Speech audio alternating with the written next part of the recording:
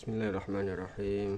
Ini kitab Arba'in Nawawi yang dimakna dan diterjemah dalam bahasa Arab Jawa Pegon oleh Kiai Haji Misbah Mustafa Bangilan Tuban. Percetakan Al-Balagh Bangilan Tuban juga. Covernya soft cover. Dan untuk kertasnya ini kertas CD. Jumlah halaman ada 175.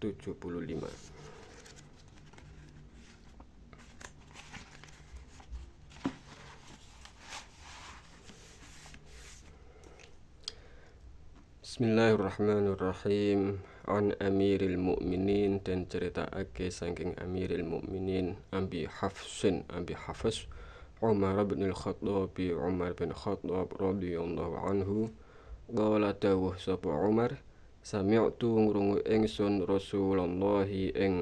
Rasulullah sallallahu alaihi wasallam yaqulu ingkang dawuh sapa Rasulullah innamal a'malu pemestine utawi sahe pira-pira amal bin niyati iku tetep kelawan niat wa innama likulli imri'in lan pemestine iku tetep kedue saben-saben wong suci ma utawi barang nawa kang niat sapa imri'in ing ma faman kanat mongko utawi sapa wonge lamun iku ana hijratuhu apa hijrah iman ilallahi iku temuju marang Allah Ta'ala wa rasulihi lan utusane Allah fa hijratuhu mongko utawi hijrah iman ilallahi iku temuju marang Allah wa rasulihi lan utusane Allah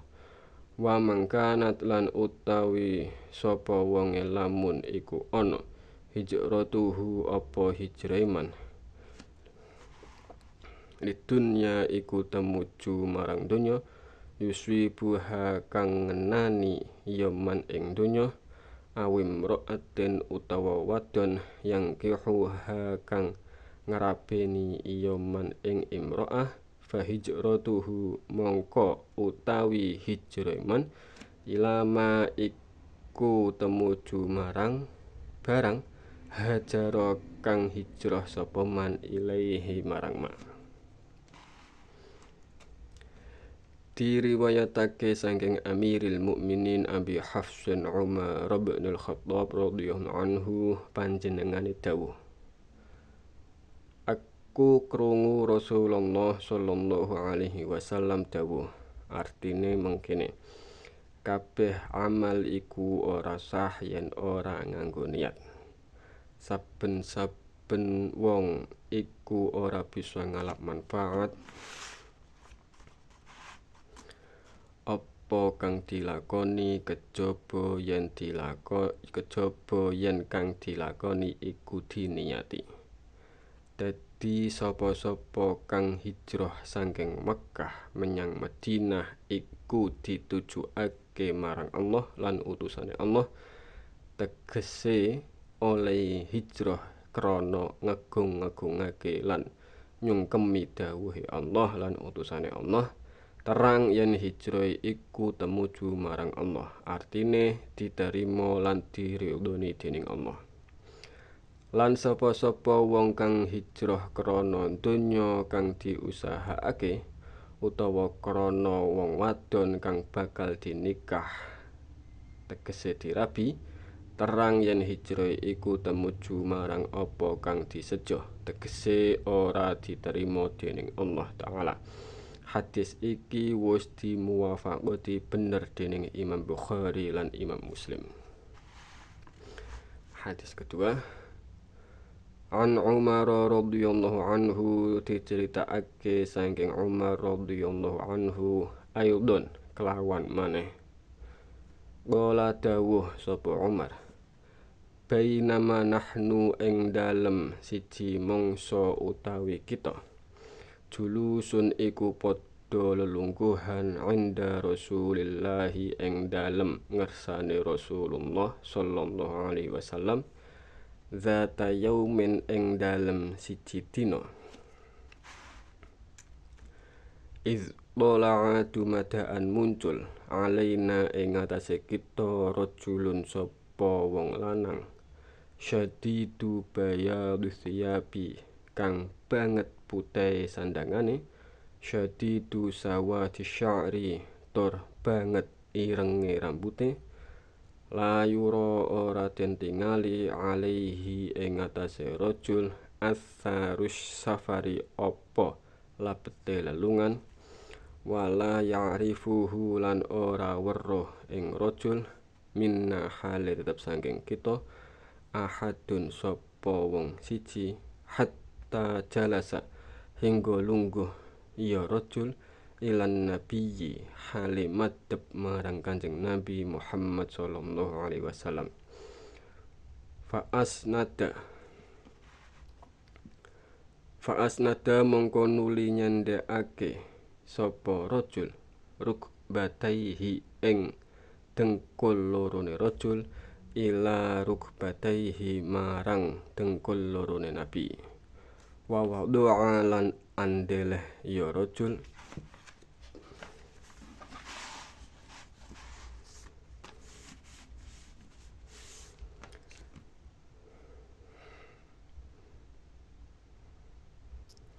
kaffaihi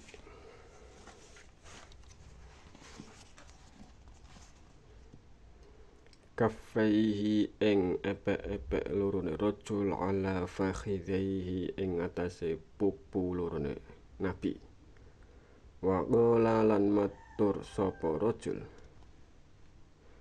ya Muhammadu he Muhammad akhbirni nyeritani sira ing ingsun anil islami saking Islam faqala mongko dawuh Rasulullah sapa Rasulullah sallallahu alaihi wasallam al islamu utawi Islam an tashhada iku nyento ngakoni sira an kelawan setuhune kelakuan la ilaha iku ora ana pangeran iku maujud illallahu angin Allah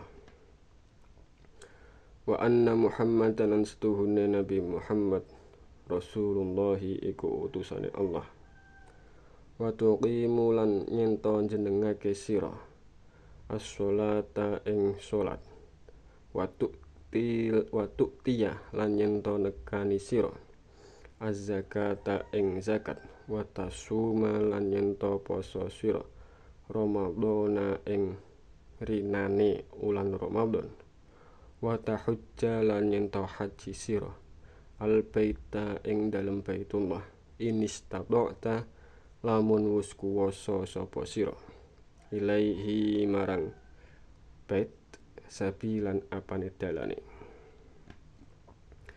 bola ngendika sapa rajul sadaqta bener sira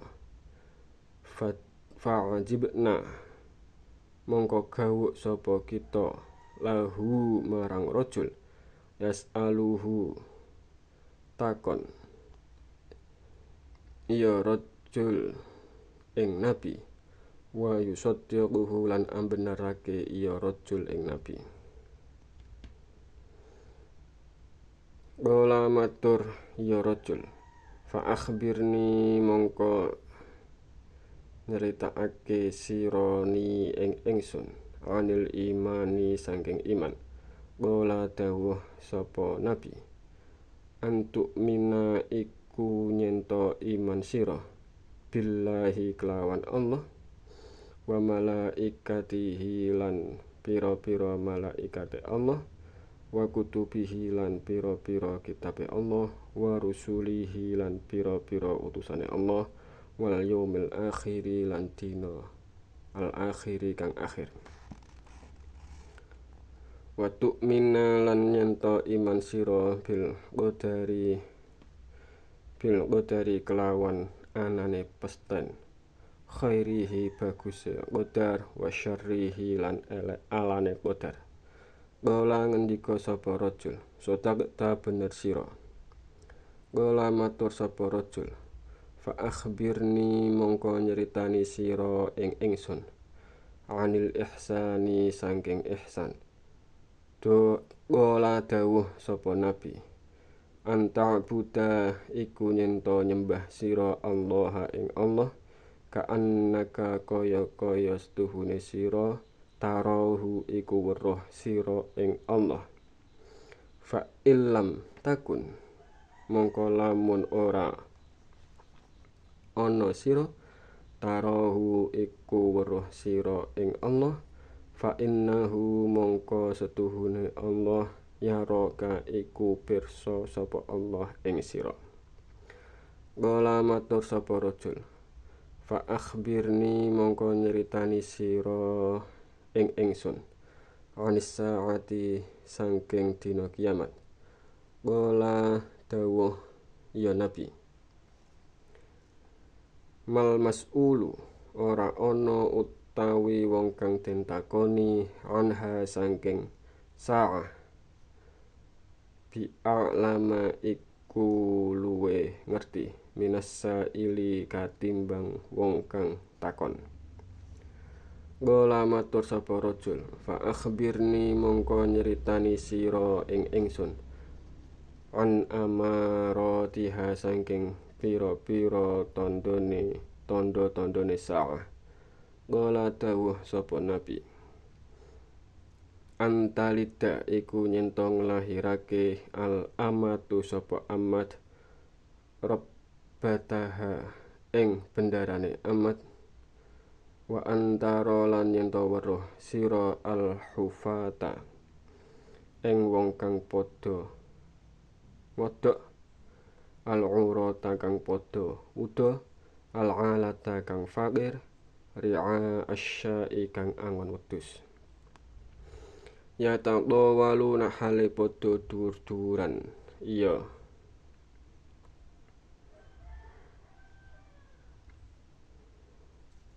wong akeh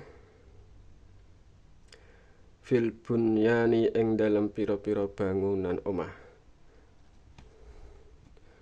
sumang dolako mongko keri-keri lunga sapa rajul fala bisa mongko nuli kendel sapa nabi malian ing dalem mangsa sedelok. Summa qala mongko kari-kari dawuh nabi ya Umaru he Umar atadri ana toh weruh sira man iku sapa asailu utawi wong kang takon. Qultu matur ingsun Allahu utawi Allah wa rasuluhu lan utusane Allah a'lamu iku ngudaneni. Qala dawuh sapa nabi fa innahu mongko setuhune sail Jibrilu iku Jibril atakum teka sapa Jibril yu'allimukum atakum teka sapa Jibril ing sira kabeh yu'allimukum halimu ru'i sinten Jibril ing sira kabeh dinakum ing agama sira kabeh. Rawahu Muslim.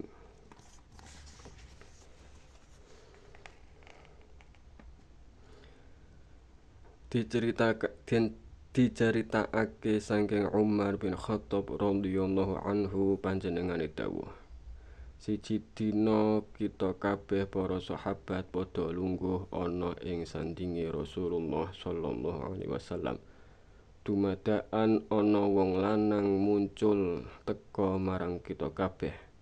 Wong iki putih banget panganggone lan ireng banget rambute.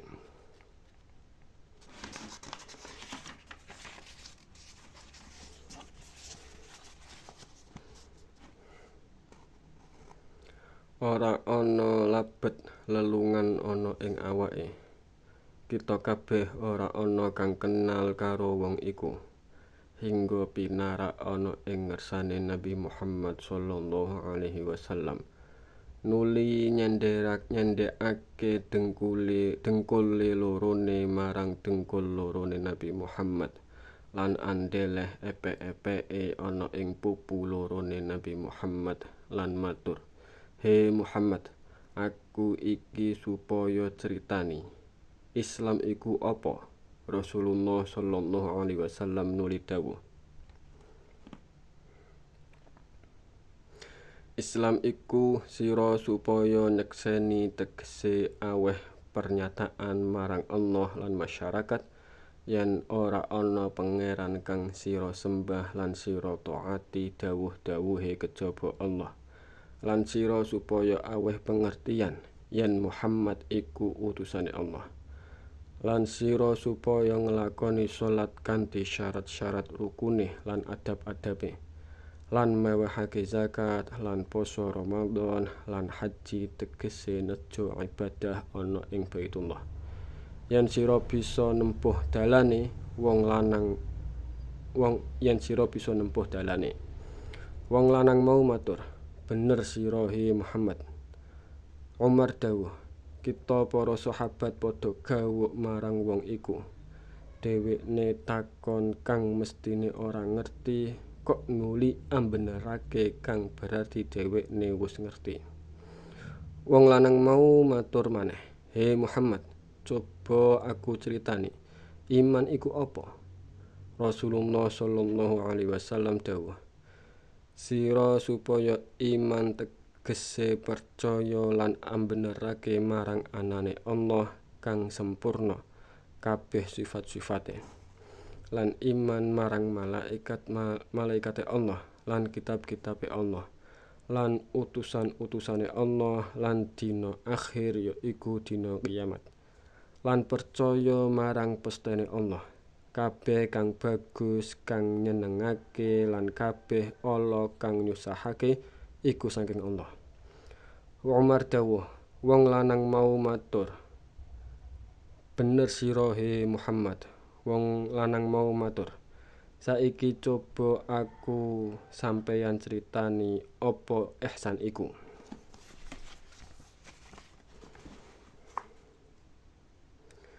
Rasulullah sallallahu alaihi wasallam dawuh, ihsan iku sira supaya nyembah marang Allah kaya-kaya sira iku weruh Allah.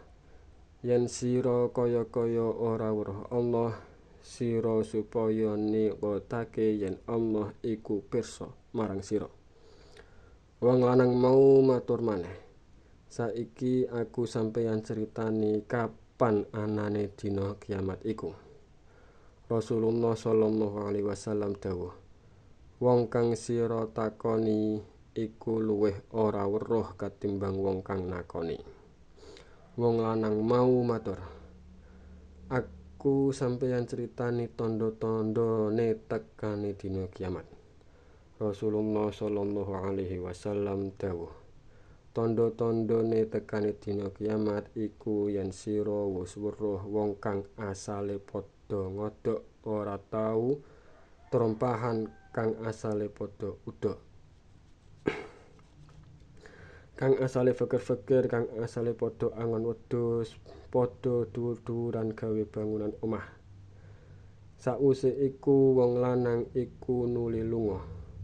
Umar dawuh, aku ana ing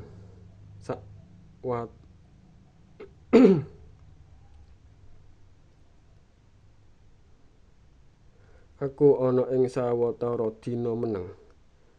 Nuli Rasulullah sallallahu alaihi wasallam dawuh, he Umar, apa sira ngerti sapa wong kang takon winginane? Aku matur, Allah wa rasuluhu a'lamu. Rasulullah sallallahu alaihi wasallam dawuh, ngerti ya, wong kang takon iku Jibril. Dhewekne teka iku perlu muruki sira kabeh ana ing perkara agamanira kabeh.